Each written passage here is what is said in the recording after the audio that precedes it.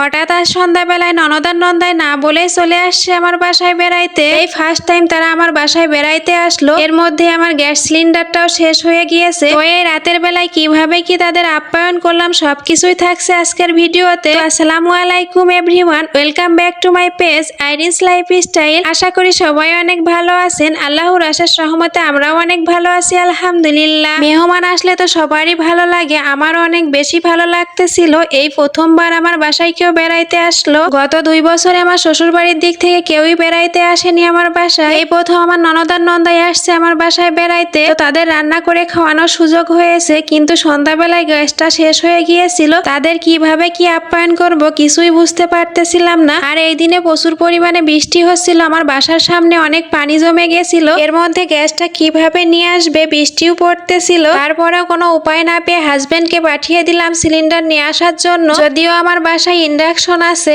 Rice cooker আছে, ইন্ডাকশনে রান্না করতে তো অনেক বেশি টাইম লেগে যায়। তারা দুপুরবেলা আসছে ডাক্তার দেখাইতে শহরে, বাসার থেকে খেয়ে আসছে সেই সকালবেলা, আর এখন সন্ধ্যা হয়ে গিয়েছে। আগের থেকে বলে আসলে হয়তো আমি রান্না করে রাখতাম। আর আগের দিন আমার হাজবেন্ড আর মেয়ে গ্রামের বাড়িতে বেড়াইতে গিয়েছিল, তো আমার নিজের জন্যই অল্প রান্না করছিলাম দুপুরবেলা। আর আমার ননদ নন্দাই আমার বাসায় আসার একটু আগে আমার হাজবেন্ড আর আমার মেয়ে বাসায় আসলো। এজন্য আর বাসায় সেরকম কিছুই রান্না করা ছিল না যে এই মুহূর্তে তাদের কিছু খেতে দিব। তো তারা আসার পরে হালকা পাতলা নাস্তা দেওয়ার পরে এই তো আমি রান্না বান্নায় লেগে গিয়েছি। রান্নাও শেষের দিকে হয়ে গিয়েছে, অনেক ব্যস্ত ছিলাম যার কারণে শুরু থেকে আর রান্না বান্নার ভিডিও করা হয়নি। এই তো এখন রান্না কমপ্লিট, এখন তাদের আমি খেতে দিয়ে দিচ্ছি। এখন বাজে রাত 10টা। হয়তো আজ আমার মেহমানদের অনেক বেশি কষ্ট হয়ে গিয়েছে, সেই সকালবেলা খেয়ে আসছিল। আমিও খুব চেষ্টা করতেছিলাম যেন তাদের খুব তাড়াতাড়ি খেতে দিতে পারি। তো আমি আজকে রান্না করছিলাম গরুর মাংস, মুরগির মাংস, সাদা ভাত, ডাউল আর একটু পায়েস রান্না করছিলাম। এই অল্প টাইমের মধ্যে আমার সাধ্য মতো চেষ্টা করছি তাদের আপ্যায়ন করা। এই তো এখন তাদের খেতে দিয়ে দিয়েছি। আমার হাজবেন্ড আর ননদ নন্দাই একসাথে খেয়ে নিয়েছে। আমি রান্না করার পরপরই গরম খাবার খেতে পারি না, এজন্য আমি একটু পরেই খাচ্ছিলাম আর আমার হাজবেন্ডের সাথে একটু গল্প করতেছিলাম। মেহমান আল্লাহর দেয়া বড় নেয়ামত। আজকে আমার বাসায় মেহমান আসছে, আমি অনেক বেশি খুশি হয়েছি। আর প্রথমে যেটা বলতেছিলাম, এই 2 বছরের মধ্যে এই প্রথম আমার ননদ নন্দাই আমার বাসায় আসলো। আর এর মধ্যে আমার শ্বশুর বাড়ি থেকেও কেউ আসেনি, কারণ আমরা এই 2 বছর বাড়ির কাছাকাছি থাকি। প্রত্যেক সপ্তাহে শুক্রবারে আমরা বাড়িতে চলে যাই। তো কিভাবে মেহমানরা আমার বাসায় আসবে, এই তো কথা বলতে বলতে আমার খাওয়া দাওয়া শেষ হয়ে গিয়েছে।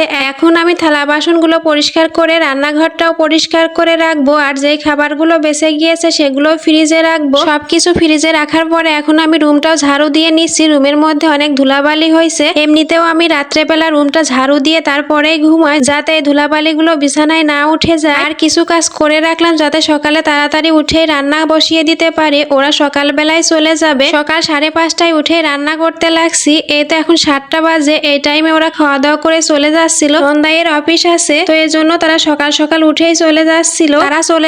তাদের এগিয়ে দিয়ে এসে দেখি তারা কিছুই খায়নি। যখন তাদের খাবার দিচ্ছিলাম খুব তাড়াহুড়ো করে, আমার রান্না শেষ হয়েছিল না, তো আমি দেখতে পারিনি যে কি খাইলো আর না খাইলো। পরে এসে দেখি তারা কিছুই খায়নি। আর এখানে তাদের এগিয়ে দিয়ে আসার পরে আমার হাজবেন্ড অফিসে যাবে, সে খাচ্ছিল আর আমরা 2 পাশে 2 ফকির ছিলাম, আমাদের একটু খাইয়ে দিচ্ছিল। তো যাই হোক, আজকের ভিডিওটা আর বেশি লং করবো না। আজকের ভিডিওটা এই পর্যন্তই। আল্লাহ হাফেজ সবাইকে।